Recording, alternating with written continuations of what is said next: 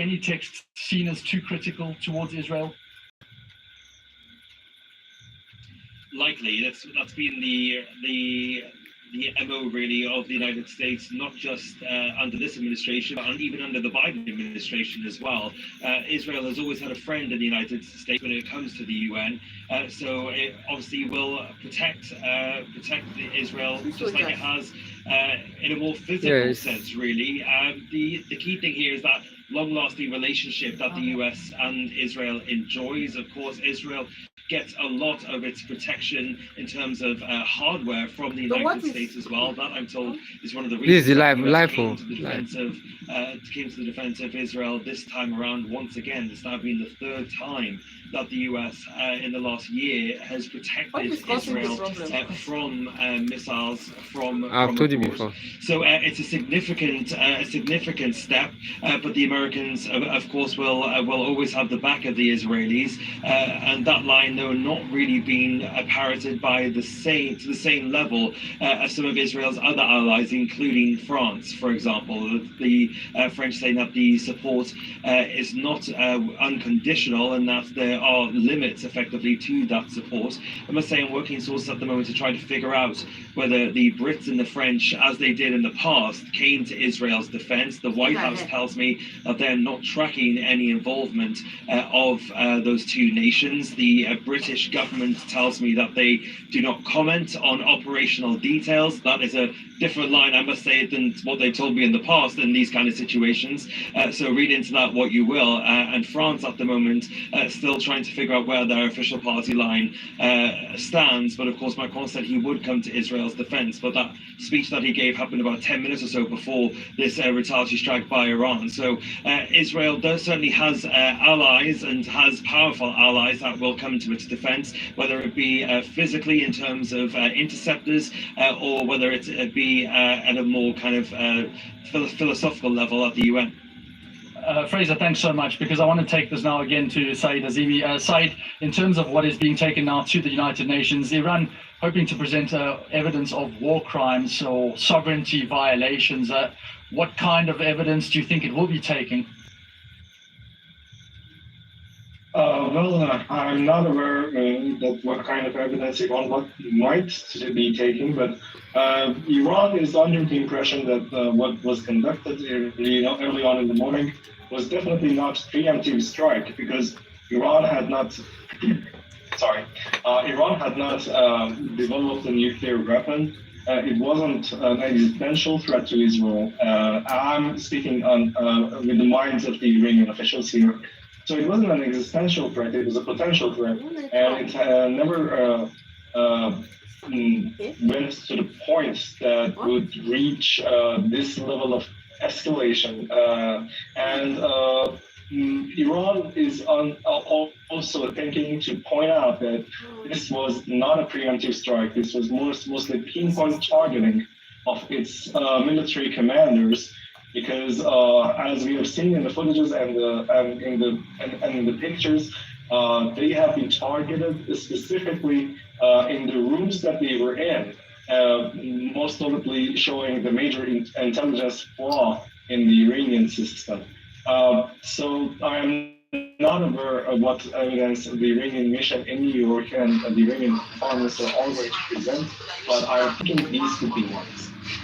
Nonetheless, that is very specific targeting, and I don't suppose we have any kind of reaction in terms of, this isn't the first time that Israel has managed to penetrate deep into Iran, eliminate its targets, and at least, Mossad and the Israeli army will be looking at this and saying, well, job well done.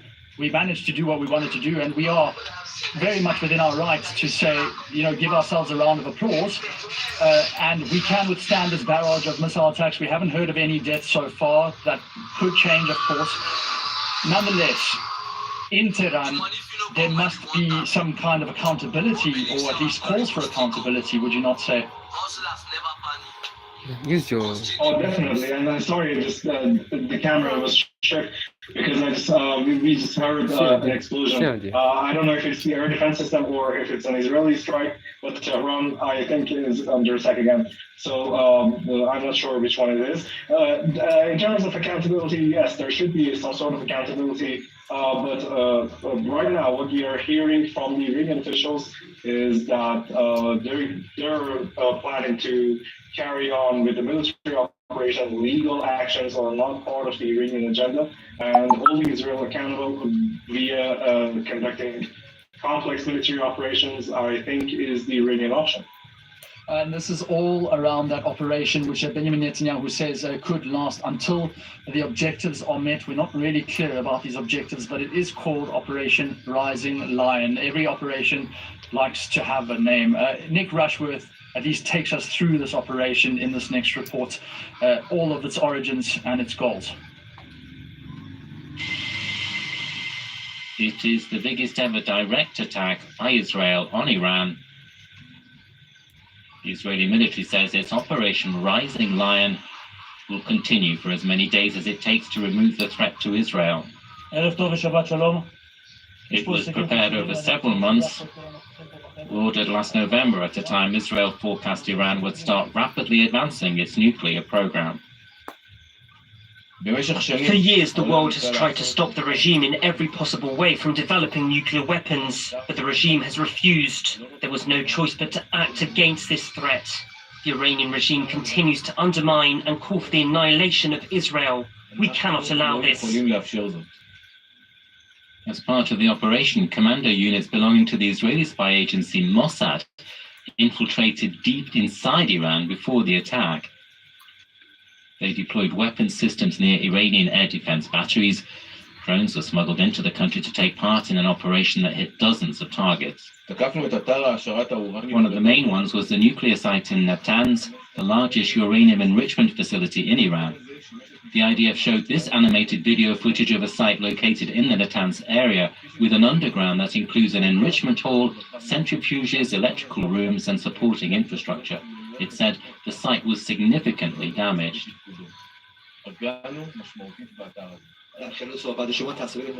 Iran has riposted to the attack, vowing severe retaliation with Israel's Operation Rising Lion, killing top Iranian military leaders and nuclear scientists.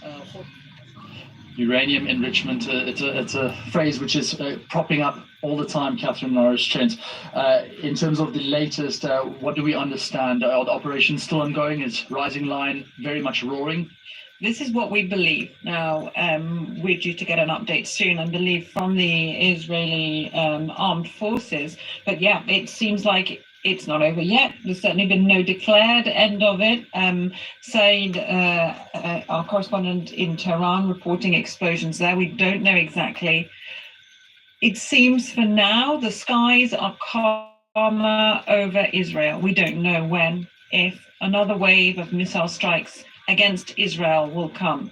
We have heard from the Israeli foreign minister saying that Tehran will pay a heavy price for firing these missiles near civilian infrastructure in Israel. So that suggests that there will be more Israeli action, which could then again be followed by more Iranian action.